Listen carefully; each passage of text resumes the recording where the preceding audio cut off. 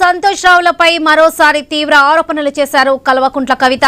వారితో జాగ్రత్తగా ఉండాలని తండ్రి కేసీఆర్, అన్న కేటీఆర్లను అప్రమత్తం చేస్తున్నట్లుగా తెలిపారు కవిత.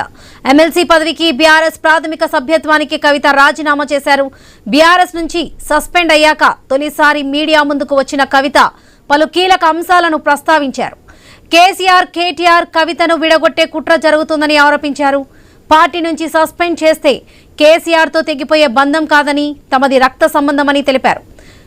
హరీష్ రావు, సంతోష్ రావుల అవినీతి వల్లే కేసీఆర్ పై సిబిఐ విచారణ వరకు వచ్చిందని ఆరోపించారు కవిత.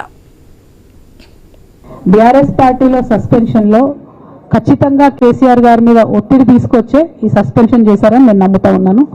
ఒక్కొక్కసారి ఏమవుతుందంటే చిన్న చిన్న వ్యక్తులు బాగా నడుస్తుంది, పరిస్థితులు సందర్భాన్ని బట్టి పెద్ద పెద్ద వ్యక్తులు కూడా కొన్ని కఠినమైన నిర్ణయాలు తీసుకోవాల్సి వస్తుంది.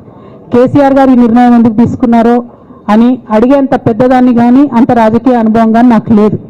సో వారు తీసుకున్నటువంటి నిర్ణయాన్ని నేను శిరసావహిస్తాను. వారు ఎందుకు తీసుకున్నారో ఈ నిర్ణయం నాకు తెలియదు. నాకు ఒక సమస్య ఉంది, నేను రాసినటువంటి లెటర్ లీక్ అయిందని చెప్పి 100 రోజులైంది. ఆ సమస్య జరిగి 100 రోజులైంది. ఈ 100 రోజులలో పార్టీ ఎప్పుడు కూడా నన్ను ఎక్స్ప్లెనేషన్ అడగలేదు. నిన్న నన్ను సస్పెండ్ చేసే ముందు కూడా నన్ను ఎక్స్ప్లెనేషన్ అడగలేదు. ఇంకా చెప్పిన విచిత్రమైన విషాదం ఏంటంటే సడన్ గా డిసిప్లినరీ కమిటీ గుర్తుకొచ్చింది. సడన్ గా ఈయన రవీంద్రరావు అంటే దానిలో సంతకం చేసిండు. ఆయననే సార్ని ఇచ్చిండు మళ్ళీ మొన్న ఎలక్షన్ ఓడిపోయినప్పుడు. సో ఈ అన్ని చూసి నాకేమనిపిస్తుంది అంటే చాలా ఒత్తిడిలో చాలా ప్రెషర్ పెట్టి సార్తో చేపించారని నేను అనుకుంటున్నాను. బీఆర్ఎస్ పార్టీలో